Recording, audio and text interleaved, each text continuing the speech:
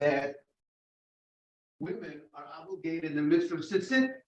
That's what he held. He held women obligated in the midst of tzitzit, and therefore, as a result of that, he placed tzitzit in his wife's garment. Now, why did he hold women are obligated to tzitzit? Because to wear tzitzit, meaning when's the obligation to wear tzitzit? If you have a four-cornered garment, there's an obligation. The Torah says that on a four-cornered garment, you have an obligation to put on tzitzit. So if his wife wore a four-cornered garment, he made sure that there was tzitzit. Because if a person wears a four-cornered garment and there's no tzitzit on the four-cornered garment, they're in violation. They're doing a sin. What's the sin? Because the Torah says if you have a four-cornered garment, you have to put on tzitzit. If you don't wear a four-cornered garment, let's say my jacket, it's not cornered, it's round, there's no mitzvah tzitzit. But there is a concept, to bring ourselves into the mitzvah. Meaning to say, even if my garments are all rounded garments, they don't have corners, but there's a mitzvah to give myself that opportunity to do the mitzvah. So therefore, what do? We go out to a store and we buy a pair of tzitzit. What's the idea over there? Because we want to have the mitzvah. And therefore, we bring ourselves into the mitzvah. So there's a concept that when you have a way to bring yourself into a mitzvah and you don't do that, so you're not showing appreciation for a mitzvah. You have that opportunity. So that's a little bit about the problem when people don't wear tzitzit. People who don't wear tzitzit, what's the issue? Meaning it's not that they're violating the Torah's mitzvah because they're not wearing a cornered garment, that they're violating the mitzvah. Correct, Mr. Aber? But the issue is, Baruch, if they don't go ahead and buy a pair of tzitzit, they're not showing their appreciation, their love for mitzvot, that they have the opportunity to get a mitzvah very easily, and they just let it go. So that's a little bit of, and then the Gemara says that if Hashem is upset at the people, he could use this at a time if Hashem is upset at the people, he could use this as a show that the people don't respect the mitzvot enough, because you have the opportunity to go ahead and do the mitzvah, and you don't. So that's one of the reasons why that people should go ahead and go get themselves a pair of tzitzit. Every time and every moment of the day that you're wearing tzitzit, you're getting a mitzvah. So a guy could go the whole day, he's wearing tzitzit, he's not thinking so much about it, he should think about it a little bit, certain amount, but you're getting a mitzvah every moment of the day that you're wearing a tzitzit. You're involved in a mitzvah. So passively, you're not doing so much action. Just wearing the tzitzit because you're following what Hashem said. Hashem said, just like the Kohen, when the Kohen is doing his service and he puts on the garment that the Torah says, I want you to wear, the average Kohen has to wear 4 garments. The Kohen Gadol has to wear 8 garments. So when you're wearing your garments, you're fulfilling the mitzvah. That's the Torah's commandment. Wear your garments. So therefore, every time you have a 4-cornered garment, you have tzitzits on it, you are fulfilling the mitzvah. Now,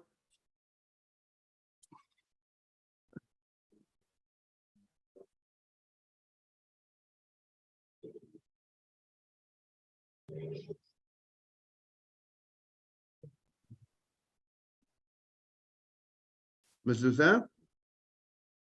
I'm saying, see, a mezuzah, there you have an obligation. You're not right, exactly. The Torah, okay, right. If you have a door, it has a doorpost, it has something going across, has the framework of the door, you have a mitzvah to go ahead and put up a mezuzah. I mean, it's not like tzitzit. No one's obligated to, people, you're not obligated to have a house in order to do the mitzvah of mezuzah. But if you have a house there and you have the doorway, then the mitzvah kicks in. you're showing, you're illustrating that's another mitzvah, that the mitzvah only kicks in only if you meet certain requirements. That's what you're showing. It's not like tefillin. Tefillin, you have to put on tefillin morning, Mr. Badesh, every day.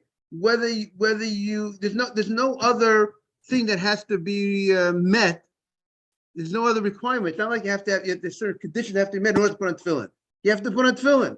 But this mitzvah, the tzitzit, has to have a specific four-cornered garment in order for you to have the obligation of tzitzit. Okay. Good morning, Jaime. Good morning, Rabbi. Now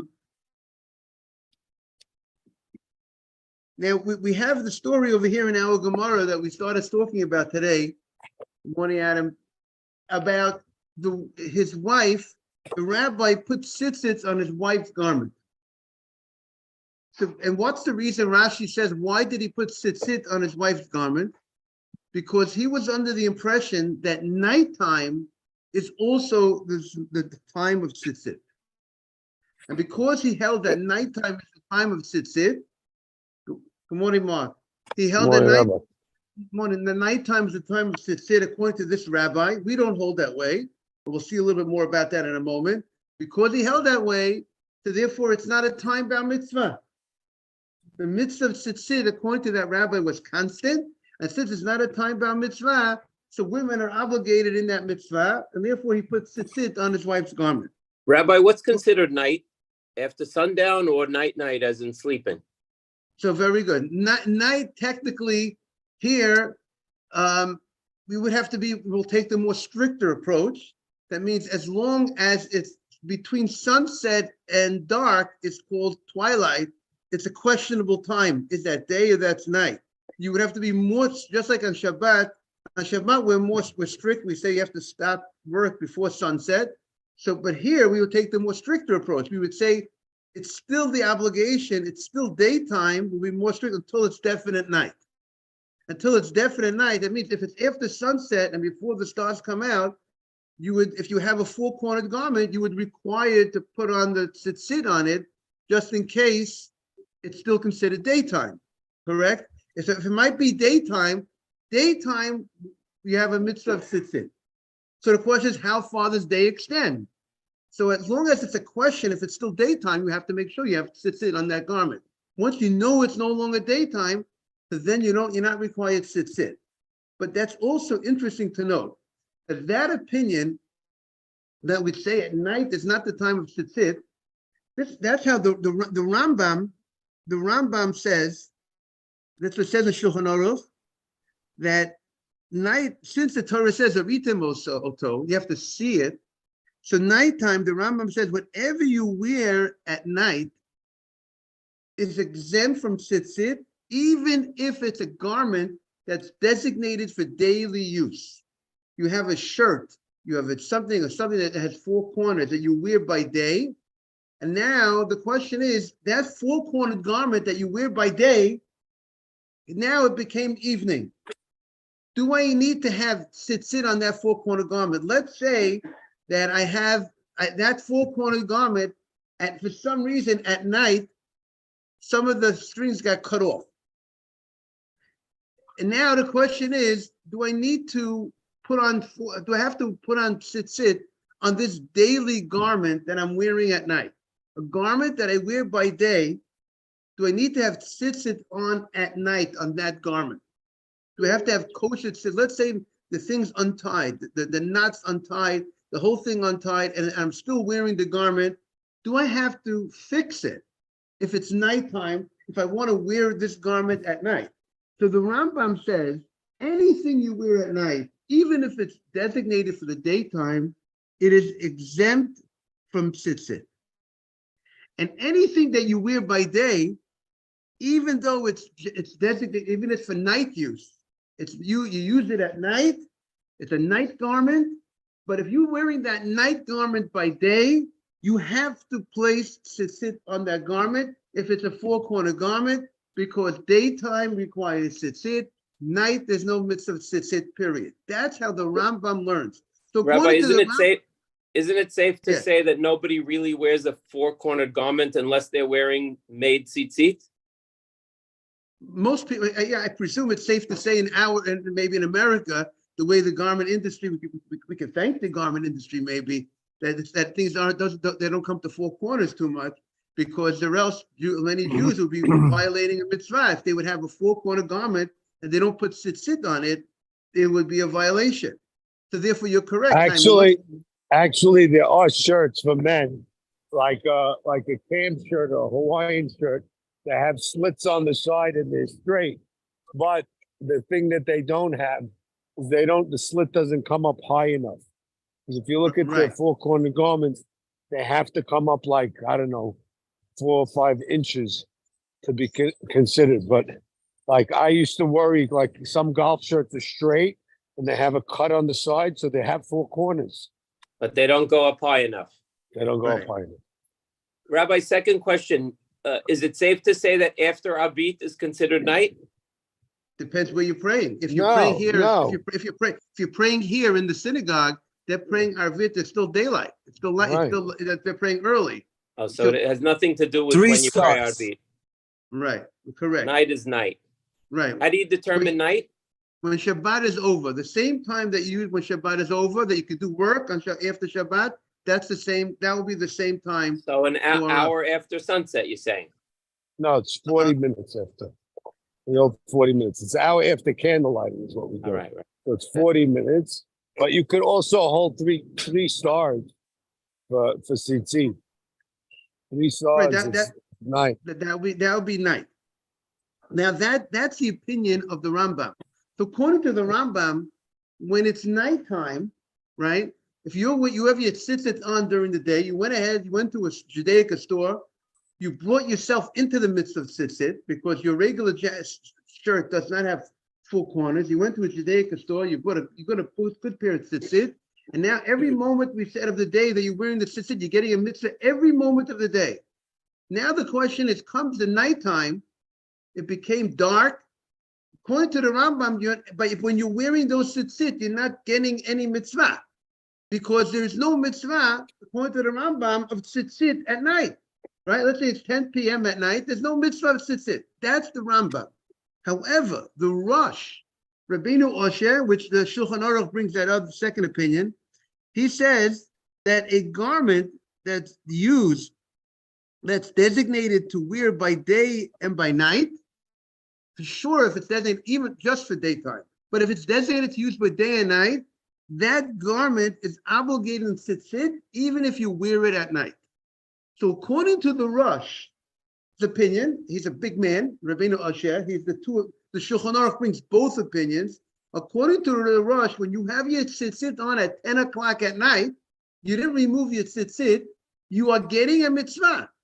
Because the Rosh holds that garment that has 4 corners, right, Mr. Batesh? It's 4-corner garment and it's used by day and by night, it has an obligation of tzitzit. That is the opinion of the Rosh. So how would Rambam say clearly that it's not a mitzvah? Because the Rambam holds, the Torah says uridem oto. The Torah says you see it. That he understands you see it means the mitzvah, the obligation, because you see it and you remember the mitzvah. So the mitzvah of tzitzit is given during the time of the day that you're able to see it in a natural way. And that's during daylight.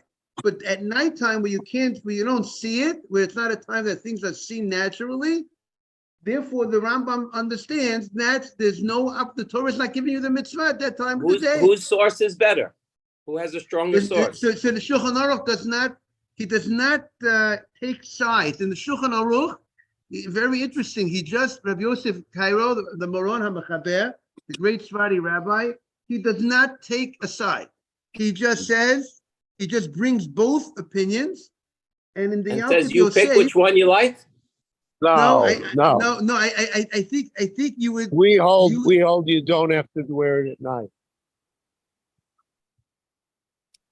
I mean, we don't have to wear it at night, but you get mitzvah if you do wear it. That's how we hold. But not according to Rambam. But according to the Rambam, you don't get any mitzvah at night. But we according to the Rosh, you do get a mitzvah. Correct. But I would say the other thing where it says that you should see it, that's why people leave it out a little bit, so that you should see it. Right. You see There are people different leave it customs out on a that. little Not, bit. right. Not everybody does that. Some people do and some people don't. Now, but I would say like this, that the issue is, Mark, because even if at nighttime, if you have a garment, this is what I would say like this. If you have a garment and it's, let's say it's sit, a four-cornered garment that you wear by day, that's designated for the day. If you're wearing it at night, you should be concerned for the opinion of the rush. And you should say, we have to have sit on that garment because it's a safek. According to the Rambam, if you have a four-cornered garment at night, you have no mitzvah to put on sit, right? But according to the Rush, if you're wearing a day garment that you wear by day, it has four corners. And if it's nighttime, it has to have sit. If you're wearing it, you have to have sit. So therefore, you would have to have sit. The only thing is, we will say, safek bracha l'hakel, meaning to say, if I go ahead and I have my date sit, I have 2 pairs of sit, 3 pairs of sit, and for some reason, I want to put that pair of sit on at night. That date garment at night with sit on it, and it has sit. Do I say a bracha on that garment? I'll give you a good example. A chatan at his wedding. Listen to this example. A chatan at his wedding, and he's getting married in the wintertime. It's nighttime by the time he goes ahead, right, Mr. Haber? It's nighttime in the winter. The chuppah is at 7 o'clock, 6:30 at night. It's already dark. The stars are out. It's already dark. What bracha does he say on the talit? He says the shechianu. Why? Because if it's a new talit, usually you get the groom a nice new talit, right? So he says the shechianu because it's a nice talit. You say a shechianu, right, Baruch? It's a nice garment. It's a new garment. You say a shechianu. But he does not say the bracha of talit, the satef b'tzitzit. Why not? Because it's nighttime. And the Rambam says there's no obligation of mitzvah tzitzit. According to now, when he wears that garment at night under the chuppah, according to the Rambam, he's not getting any mitzvah of tzitzit.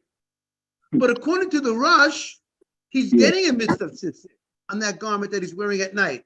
Why? Because that talit that he's wearing at night at his chuppah is a garment that's designated for use by day. That's a day garment. He's going to be wearing it every morning after he gets after the chuppah. So according to the Rush, he is getting the mitzvah of tzitzit that night. But you don't make a bracha, safek bracha l'hakel. That's what I don't rush to take off my tzitzit that night. Because according to the Rush, I'm getting a mitzvah by keeping on my tzitzit that night. According to the Rambam, I'm not getting any mitzvah at night. Dark, there's no mitzvah of tzitzit. Uvitem moto, there's no mitzvah. According to the Rush, it's a day garment that I wear by day and by night. I get a mitzvah.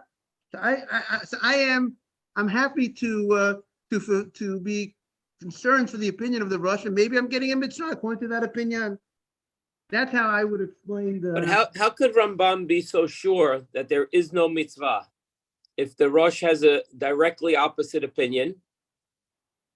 But he bases it on.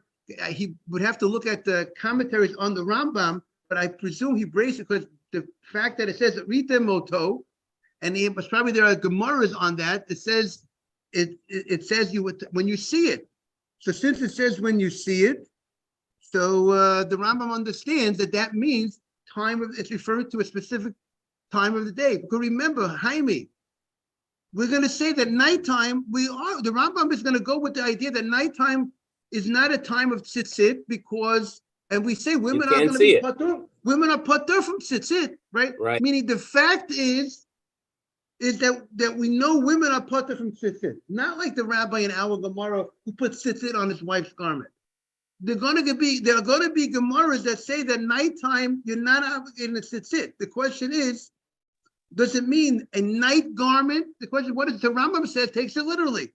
Nighttime, there's no obligation of tzitzit, period.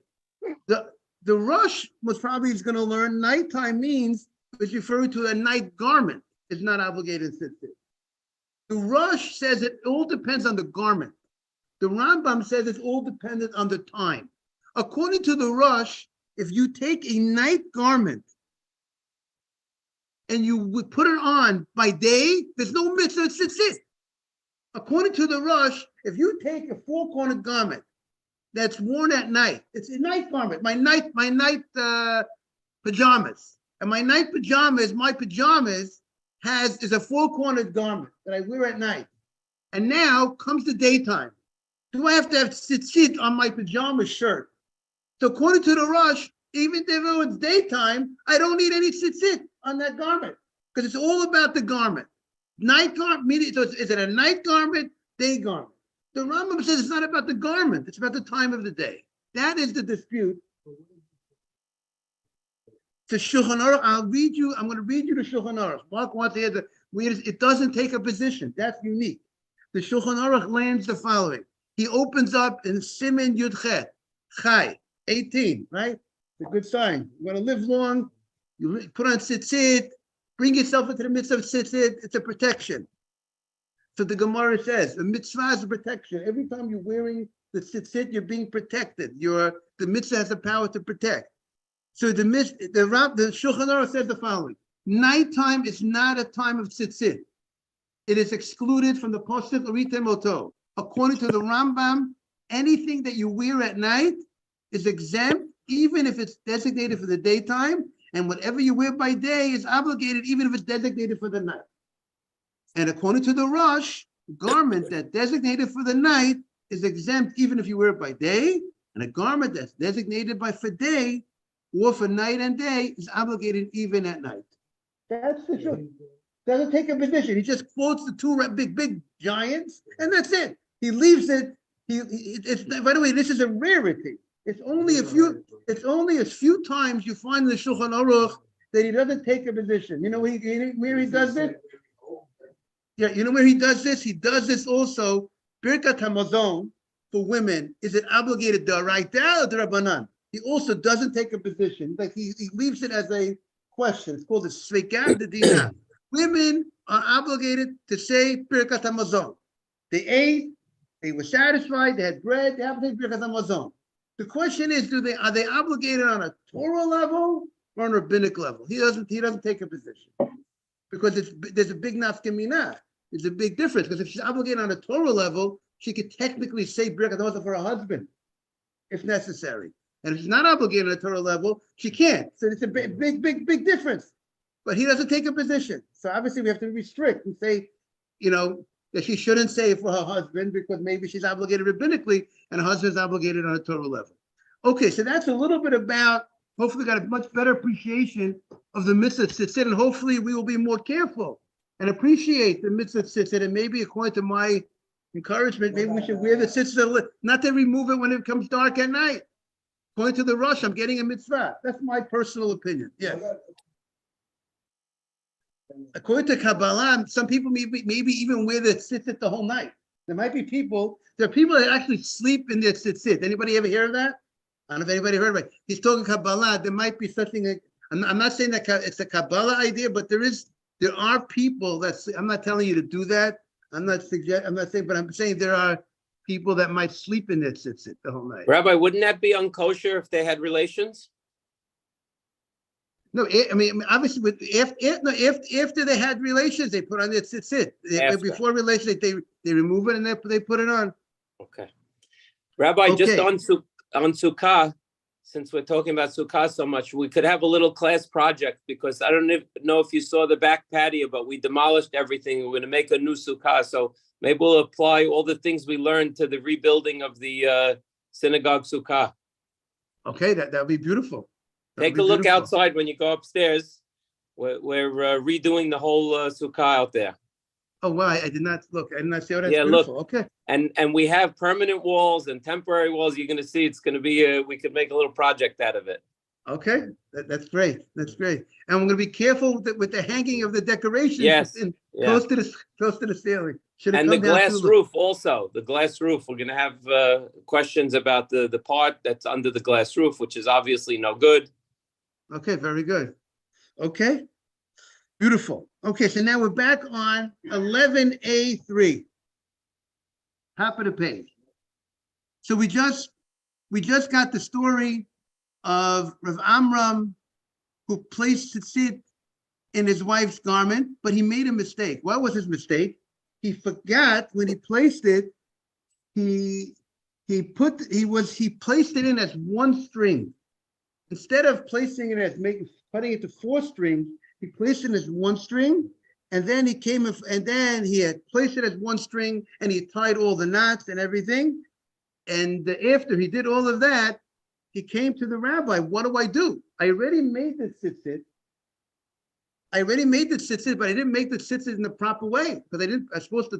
There's a law. You have to have 4 strings that when you fold over, when you put it in, it comes to 8. And I only have 1 string here. It's a very long string. I only have 1 string. So what did he tell him to do? So he told him just snip the tops of each one. If you look at your diagram on page 11A3 on the bottom, 22 on the bottom, you see diagram 22. So you have to go in and he made you see, he placed them in. This was all diagram A was 1 string, and then that's before he tied the knots. And then he tied the knot. What is it? No, but he folded the 1 string.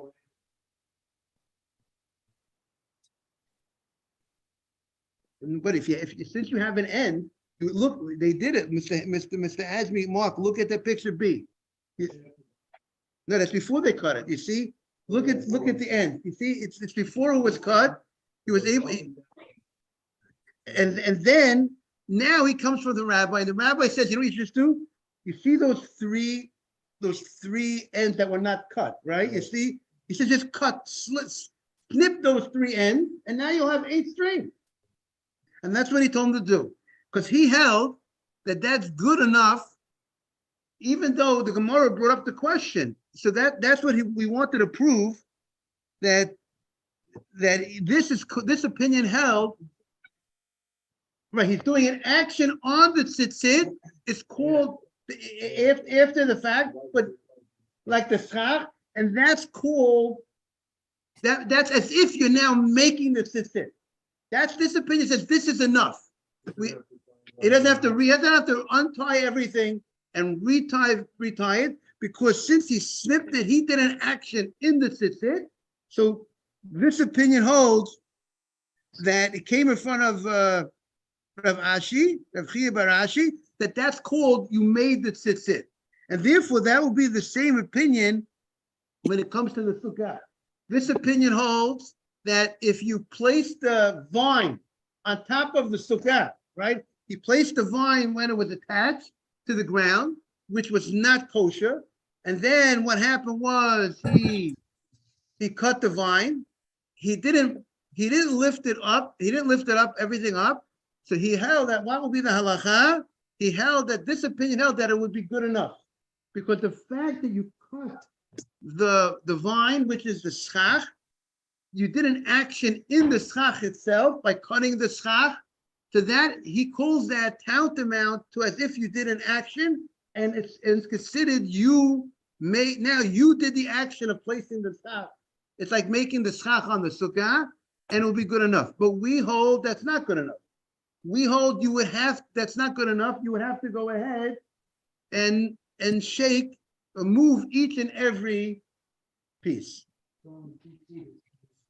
So snipping it would not be good enough. If you place the tzitzit in and you only use 1 string and then you just snip it after you already made everything, that would not be good enough. Correct. Now, yesterday we had the big question, everybody. What was our big question, everybody? Remember the question which Jaime, we have to make sure. What are they putting up first, the walls or the schach, right? Remember that big question yesterday that we had?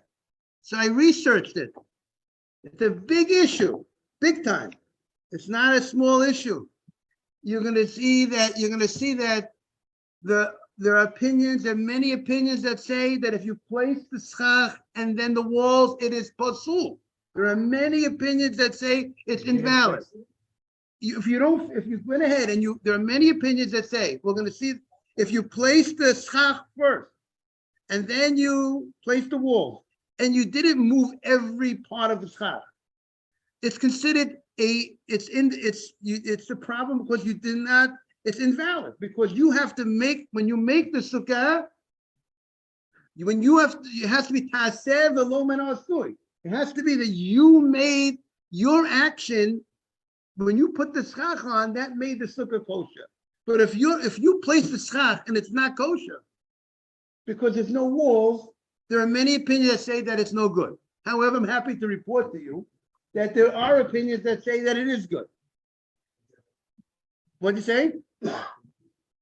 There are those that say even if you didn't move it, there are those that say it is good. There are those that say it's good. And therefore, we definitely, because there's a difference of opinions, we definitely will tell you not to do it that way. We will tell you to definitely put the walls on and then the schach. But if for some reason the schach went on and then the walls went up, then you should move it. You should move it.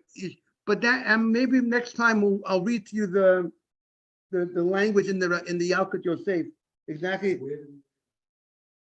Halachically, you should be careful to put up the walls first. But technically, if it was done, I should read to you the schach afterwards, right?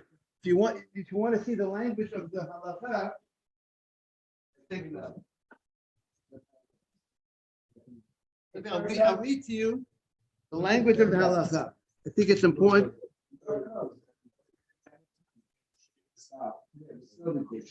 Let's read. Let me read your halakha. Here it goes. Here's the Ravad Yosef. Okay. By the way, he has a question. There's another question he talks about. If let's say you made a sukkah and then the walls fell down and you're left with the schach. Now, do you need to go ahead and if you put up you're allowed to just put back the walls, but then if you put back the walls, the schach is already done, but there's no walls left. So is that good or not? So that is much better because since the sukkah was originally made properly, you had the walls up first, and then you had the schach. Then the walls fell down. That there's much more room to be lenient in that case because it was once done right. But in this case, where it was never done right, so here he says, L'chatchila, in the beginning, a person should be careful to make the walls before the schach, and not to put schach before make the walls, because of our issue. Because when you make the schach, it's not considered a tent. It's not considered a tent on the sukkah because it's not considered a proper cover because there's no walls. And then when you make the walls afterwards, so it's like taseh. It was already done. The schach has already been there before. But if you went ahead and you put the schach on first, on the 4 poles, you had poles, and then you put the schach on, and then you put the walls. So he says like this. Some say it's pasul, and some say it's kosher. And then he says, so what's that? The bottom line. The sukkah is kosher b'diavad. He's of the opinion, but by the way, his big shoulders, because others disagree with him. He's taking big shoulders. The Ravad is he's going with the lenient opinion. He's going with which is the Bach. But it is appropriate to be strict, to shake the schach. Once it was done, this in the way, if it was done, the schach first, then the walls. Shake the schach for the intention. I'm doing it that it should be a cover for shade, for protecting from the sun, for schach, kosher, to lift up every branch, not just the little, the little job that when a goy puts on the schach, you just have to move a small amount, about a tefach. Raise every branch and put it back, and then raise its other next branch and put it back. That's the conclusion. So it seems to be a major. It isn't. We hit on like a gold mine, so to speak, a major halachic issue. And who wants to sit in a sukkah that there's a question whether it's kosher or not? You know, there are big rabbis that say it's not kosher, such as sukkah. So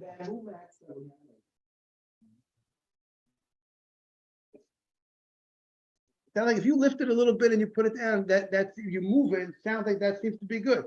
But again, but again, now let's make a note. There's a difference between this case and a goy putting up your sukkah. A goy putting up your sukkah, there's no question whether the sukkah was done right. The only thing is, and I want to tell you, I'm going to share with you something that most people won't even realize.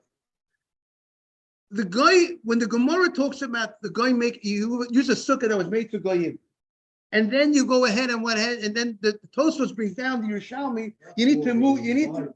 It was made by goyim, and the case of the Gemara also was a sukkah by goyim for goyim, and the Gemara says that sukkah is kosher, but that sukkah by the goyim had nothing to do with the mitzvah of sukkah. They had a sukkah for themselves. But if you hire goyim, they're working for you, and they're putting it up not for themselves, for the goyim having their own time. They're having a sukkah to protect themselves from shade from the sun for their own purpose. But they're hired by you right before the holiday of Sukkot to put up the sukkah for sukkah. So that sukkah, technically, according to the halacha, doesn't even need to be moved at all on top. How do you like that? Even if they put the schach, they put the walls and this, because they did it. Because what's the idea of moving it? The idea of moving is that he's doing it for the mitzvah of sukkah. That the schach, but once you hired the guy to put it on, so according to the letter of the law, Rabbi Vadia says you don't even need to move anything, except he says you should do it. I'm going to read to you that as well. He says sukkah that was made by goyim for a Jew, close to the time of Sukkot. Everyone's thinking somebody made it 6 months ago. Close to the time of Sukkot, which means within 30 days of Sukkot, it's kosher. Umin hadin, you do not need to do anything. Nevertheless, it is good and it is proper for you to do something in the sukkah. And he also says, interesting, he says in the schach, he even says to do something even in the walls would also be good. If you fix something in the walls, you do some movement in the walls, he says it's good. But if you remembered on Yom Tov, we didn't do anything. The guy did everything in the sukkah. We did nothing. You're allowed to say a bracha leisha b'sukkah. It's a kosher sukkah. That's what he says. So I think it's also a nice chidush, because most people do not think that way.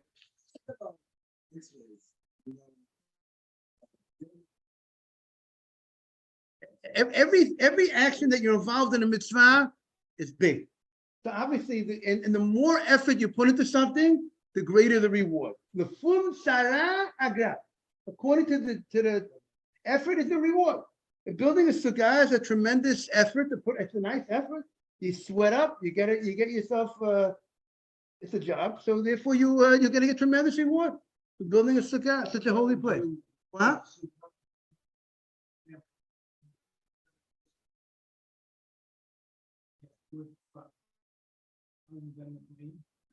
Meaning, if a Jew is building a sukkah for another family, so he has to do whatever the halachas. He has to build the sukkah perfectly. Everybody has to. All the halachas of sukkah have to be applied. Okay, we should always be zocheh to love the mitzvah, build the mitzvah, and also remember when you build a sukkah, to make a sukkah beautiful, because it's always a mitzvah beautifying a mitzvah. So if people have beautiful homes, the sukkah is also supposed to be beautiful. Decorate the sukkah. People should walk into someone and say, "Wow, that's a beautiful sukkah." Have a great day, everybody. Right.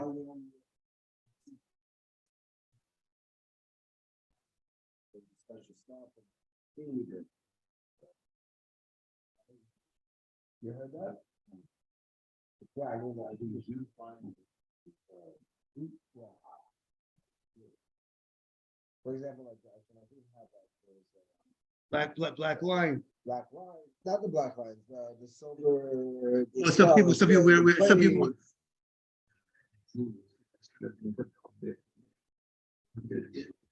Stone, metal, silver. Interesting.